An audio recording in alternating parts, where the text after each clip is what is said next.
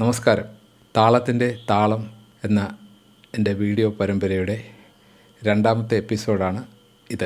ആദ്യത്തെ എപ്പിസോഡ് കണ്ട് ശ്രവിച്ച് ധാരാളം പേർ അഭിപ്രായങ്ങൾ, വിമർശനങ്ങളും നിർദ്ദേശങ്ങളുമൊക്കെ അറിയിച്ചിട്ടുണ്ട്. എല്ലാവർക്കും എൻ്റെ നന്ദി അറിയിക്കുകയാണ്. തുടർന്നുള്ള പരമ്പരയിലെ മറ്റ് എപ്പിസോഡുകളും ഇതുൾപ്പെടെ കാണുകയും നിങ്ങളുടെ അഭിപ്രായങ്ങൾ അറിയിക്കുകയും ചെയ്യണമെന്ന് ഒരിക്കൽ കൂടി അറിയിക്കുകയാണ്. ചില അപാധകൾ ചിലർ ചൂണ്ടിക്കാണിച്ചു, പിന്നെ ചില നിർദ്ദേശങ്ങൾ, പിന്നെ ചില സംശയങ്ങൾ, കുറേ ചോദ്യങ്ങൾ, ഇതൊക്കെ എനിക്ക് കിട്ടുകയുണ്ടായി. ചില ചോദ്യങ്ങൾക്ക് ഉത്തരം എൻ്റെ ഈ പരമ്പര തീരുമ്പോൾ കിട്ടും എന്നാണ് എൻ്റെ വിശ്വാസം. അപ്പോൾ ഈ പരമ്പര തീർന്നു കഴിഞ്ഞിട്ടും നിങ്ങളുടെ സംശയങ്ങൾ അവശേഷിക്കുകയാണെങ്കിൽ എന്നോട് ചോദിക്കുക. എൻ്റെ ഫോൺ നമ്പരും ഇമെയിൽ അഡ്രസ്സും എല്ലാം എൻ്റെ ചാനലിൽ കൊടുത്തിട്ടുണ്ട്. പിന്നെ ചില നിർദ്ദേശങ്ങൾ കിട്ടിയിട്ടുണ്ട്.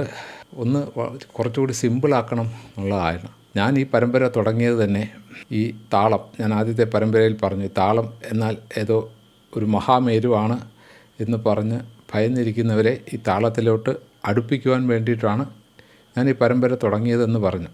കഴിയുന്നത്ര ലഘൂകരിച്ചാണ് ഇത് പറയുന്നത്. ഒരു പരിധിക്കപ്പുറം ഇത് ലഘൂകരിക്കാനൊക്കത്തില്ല. കാരണം ഇപ്പോൾ ലഘു, മധ്യം അങ്ങനെയൊക്കെയുള്ള ചില വാക്കുകൾ, അതിൻ്റെയൊക്കെ നിർവചനങ്ങൾ, അതൊന്നും എനിക്ക് മാറ്റാൻ പറ്റുന്നതല്ല. വേറെ ഒന്നും പേരിട്ട്, നിങ്ങൾക്കറിയാവുന്ന പേരിട്ട് അതിനെ വിളിക്കാനും പറ്റില്ല. അപ്പോൾ ഇതൊക്കെ ആദ്യത്തെ ഒരു 2-3 എപ്പിസോഡിൽ കുറച്ച് താളത്തെക്കുറിച്ച് കുറച്ച് മനസ്സിലാക്കിയേ പറ്റൂ. അപ്പോൾ തുടർന്നുള്ള ഭാഗങ്ങളിൽ ഈ താളത്തിനെ എങ്ങനെ ഫ്രണ്ട്ലി ആയിട്ട് കൈകാര്യം ചെയ്യാമെന്നുള്ളത് ഞാൻ പറയുന്നുണ്ട്. അപ്പോൾ നിങ്ങൾക്കത് കൂടുതൽ പ്രയോജനപ്പെടും, സിമ്പിളായിട്ട് തോന്നും ഈ പരമ്പര കഴിയുമ്പോൾ എന്നാണ് എൻ്റെ വിശ്വാസം, പ്രതീക്ഷ. നോക്കാം. പിന്നെ 1-2 അപാകതകൾ ചൂണ്ടിക്കാണിച്ചിട്ടുണ്ട്. അത് പരിഹരിച്ച് തന്നെയാണ് മുമ്പോട്ട് പോകുന്നത്. പ്രധാനപ്പെട്ട ഒരു അപാകത അതിപ്പോൾ തന്നെ പരിഹരിക്കേണ്ടതുണ്ട്. പ്രത്യക്ഷത്തിൽ അത് ലഘു, ദ്രുതം, അനുദ്രുതം എന്ന് പറഞ്ഞെങ്കിലും അതിൻ്റെ സിമ്പിൾസ് കാണിച്ചില്ല എന്ന് പറയുന്നുണ്ട്. സത്യമാണ്, എനിക്ക് പറ്റിയ മിസ്റ്റേക്കാണ്. അതിൻ്റെ സിമ്പിൾസ് കാണിക്കുന്നതാണ് ഉടൻ തന്നെ, ഇതിനോട് ചേർന്ന് കാണിക്കുന്നതാണ്. അപ്പോൾ എൻ്റെ രണ്ടാമത്തെ എപ്പിസോഡിലേക്ക് സ്വാഗതം. കഴിഞ്ഞ എപ്പിസോഡിൽ 175 താള പദ്ധതിയെക്കുറിച്ചും താളം എന്താണ് എന്നുള്ളതിനെക്കുറിച്ചും വ്യക്തമായി പറഞ്ഞു തന്നിട്ടുണ്ട്. അടിസ്ഥാനമായ 7 താളങ്ങൾ, സപ്തതാളങ്ങൾ, പഞ്ചജാതികൾ, 5 ജാതികൾ, 5 ഗതികൾ, ഇവയെക്കുറിച്ചൊക്കെ പറഞ്ഞു. ലഘു, ദ്രുതം, അനുദ്രുതം എന്നിവയെക്കുറിച്ചും പറഞ്ഞു. താളത്തെ 35 വിഭജിക്കുന്നതിനെക്കുറിച്ചും 35 വീണ്ടും 175 വിഭജിക്കുന്നതിനെക്കുറിച്ചും വ്യക്തമായി പറഞ്ഞു തന്നിട്ടുണ്ട്. അതൊക്കെ പഠിച്ചു വരണം എന്ന് ഞാൻ പറഞ്ഞിട്ടുണ്ട്. ഈ എപ്പിസോഡ് ആദ്യമായി കാണുന്നവർ ഒന്നാമത്തെ എപ്പിസോഡ് കൂടെ കാണണം എന്ന് അഭ്യർത്ഥിക്കുകയാണ്. ഈ താളത്തിനെ എങ്ങനെയാണ് ജാതി കൊണ്ട് വിഭജിക്കുന്നത് എന്നാണ് ഞാനിപ്പോൾ കാണിച്ചു തരാൻ പോകുന്നത്. നമ്മുടെ 7 താളങ്ങളെക്കുറിച്ച് പറഞ്ഞു. ധ്രുവം, മട്യം, രൂപം, അങ്ങനെ തുടങ്ങുന്ന താളങ്ങൾ. അതിൽ ഞാൻ ഉദാഹരണമായിട്ട് മധ്യ താളം എടുക്കുകയാണ്.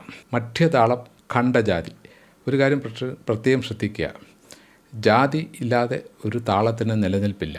ഏതെങ്കിലും ഒരു ജാതി ഉണ്ടായേ പറ്റൂ. അല്ലാതെ ഒരു ധ്രുവതാളം, മധ്യതാളം, അല്ലെ അടതാളം, ഇതൊന്നും നേരിട്ടിടാൻ പറ്റില്ല. ജാതി അറിഞ്ഞേ പറ്റൂ. കാരണം ലഘു എന്നാൽ എന്തെന്ന് ഞാൻ പറഞ്ഞു. ഒരു അടിയും ജാതിക്രമം അനുസരിച്ചുള്ള വിരലെണ്ണവുമാണ്. ലഘു ഇല്ലാത്ത താളവുമില്ല. അപ്പോൾ ലഘു ഇടണമെങ്കിൽ ജാതി അറിഞ്ഞേ പറ്റൂ. അപ്പോൾ ഏത് താളത്തിനും ജാതി ഉണ്ടായിരിക്കും. ഇവിടെ ഞാൻ ഉദാഹരണമായി എടുത്തിരിക്കുന്നത് ഖണ്ഡജാതി മധ്യതാളമാണ്. ഒരു താളത്തിനെ കണ്ടുപിടിക്കാൻ നമ്മൾ ആദ്യം ആലോചിക്കേണ്ടത് ആ താളത്തിൻ്റെ ലക്ഷണമാണ്, അതായത് അംഗങ്ങൾ. മധ്യതാളത്തിൻ്റെ അംഗങ്ങൾ ലഘു, ദ്രുതം, ലഘു എന്നാണ്. ലഘു, ദ്രുതം, ലഘു എന്ന അംഗത്തോടു കൂടിയാണ് മധ്യതാളം ഉള്ളത്. ലഘു എന്നാൽ ജാതിക്രമം അനുസരിച്ചുള്ള വിരലെണ്ണവും ഒരടിയോട് ചേർന്ന്. ദ്രുതം എന്ന് പറഞ്ഞാൽ ഒരടി ഒരു വീച്ചുമാണ്. ഇപ്പം നമ്മുടെ ഈ താളത്തിൻ്റെ ജാതി ഖണ്ഡമാണ്. ഖണ്ഡം 5 അക്ഷരമാണ്. അപ്പോൾ നമ്മൾ ആദ്യം ലഘു ഇടാൻ പോവുകയാണ്. ലഘു എന്ന് പറഞ്ഞാൽ ഒരടിയും പ്ലസ് ജാതിക്രമം അനുസരിച്ചുള്ള വിരലെണ്ണമാണ്. ഇൻക്ലൂഡിങ് ആണ് അത്. ഒരടി കഴിഞ്ഞ് 4 വിരൽ, അത് മുഴുവൻ മൊത്തമാണ് 5. അതിൽ നിന്ന് ഒരടി മാറ്റുമ്പോൾ ബാക്കി 4 വിരലാണ് ഉള്ളത്. ഏത് ജാതി എടുത്താലും നമ്മൾ വിരലെണ്ണുന്നത് അങ്ങനെ ആയിരിക്കണം. ഇപ്പോൾ തിശ്രം എടുക്കുകയാണെങ്കിൽ തിശ്രം 3 ആണെങ്കിൽ 2 വിരലെണ്ണുക. ചതുരശ്രം 4 ആയതുകൊണ്ട് 3 വിരലെണ്ണുക. ഖണ്ഡം 5 ആയതുകൊണ്ട് 4 വിരലെണ്ണുക. മിശ്രം 7 ആയതുകൊണ്ട് 6 വിരലെണ്ണുക. സങ്കീർണം 9 ആയതുകൊണ്ട് 8 വിരലെണ്ണുക. അത് പ്രത്യേകം ഓർത്തിരിക്കുക. ഇപ്പോൾ ഇവിടെ നമ്മൾ ഖണ്ഡജാതി ആയതുകൊണ്ട് ഒരടി ഇടുന്നു. 1, 2 3 4 ഇത്ര ഇട്ട് കഴിഞ്ഞാൽ ഇത് ലഘുവായി. മധ്യതാളമാണ്, അത് ഓർക്കുക. ലഘു കഴിഞ്ഞാൽ അടുത്തത് ദ്രുതമാണ്. ഒരടിയും ഒരു വീച്ചും. അടുത്തത് വീണ്ടും ലഘു തന്നെയാണ്. 1 2 3 4 5. ഇത് താളം എന്ന് പറയുമ്പോൾ ആദ്യം ഞാൻ പറഞ്ഞു തുല്യമായി ചെയ്യുമ്പോഴേ താളമാകത്തുള്ളൂ. ഇതിപ്പോൾ ഞാൻ ഇട്ട് കാണിക്കാൻ വേണ്ടി മുറിച്ച് കാണിച്ചെങ്കിലും താളം ഇടുമ്പോൾ ഇങ്ങനെയാണ് താളം ഉണ്ട്. അതായത് ഖണ്ഡജാതി മധ്യതാളം ഇടുന്നത്.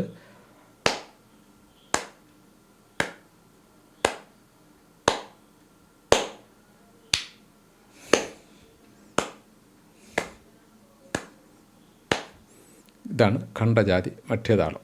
ഞാൻ മുമ്പ് പറഞ്ഞു ജാതിയുടെ അനുസരിച്ച് വിരലെണ്ണുന്നത്. ഇപ്പോൾ 6 വിരലെണ്ണാൻ എന്ത് ചെയ്യും? അതായത് മിശ്രജാതി ആകുമ്പോൾ 6 വിരലെണ്ണണം. നമുക്ക് 5 വിരലല്ലേ ഉള്ളൂ, ഒരു കൈ മാത്രമല്ലേ ഉപയോഗിക്കാനൊക്കൂ എന്നൊരു സംശയം വരാം.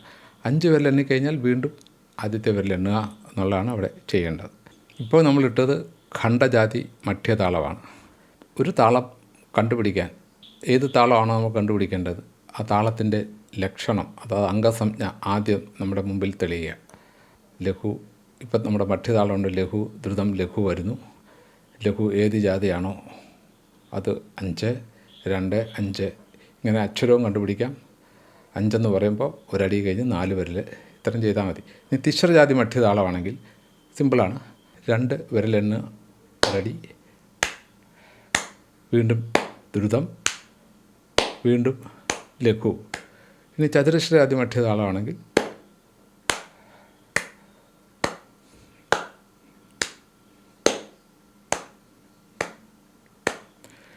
ഇനി മിശ്രജാതി മധ്യം, സങ്കീർണജാതി മധ്യമൊക്കെ ചെയ്യാം. ഞാൻ സങ്കീർണജാതി കൂടെ ഇട്ട് കാണിക്കാം. എല്ലാം കൂടെ ഇട്ട് സമയം കളയുന്നില്ല, അതുകൊണ്ട്.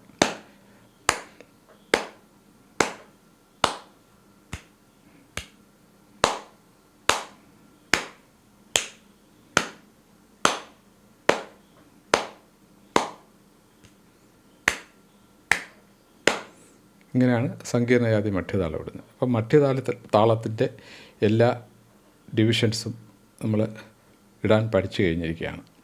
ഇത് എല്ലാവർക്കും മനസ്സിലായെന്ന് ഞാൻ വിശ്വസിക്കുന്നു.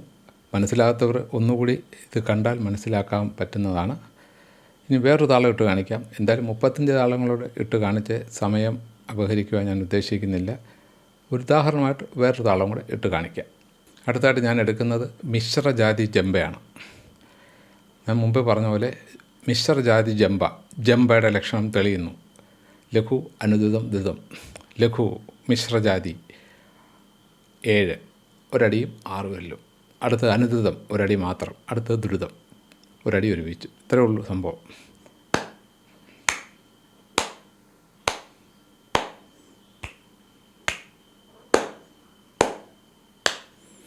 ഇപ്പോൾ മിശ്രജാതി ജമ്പയായി.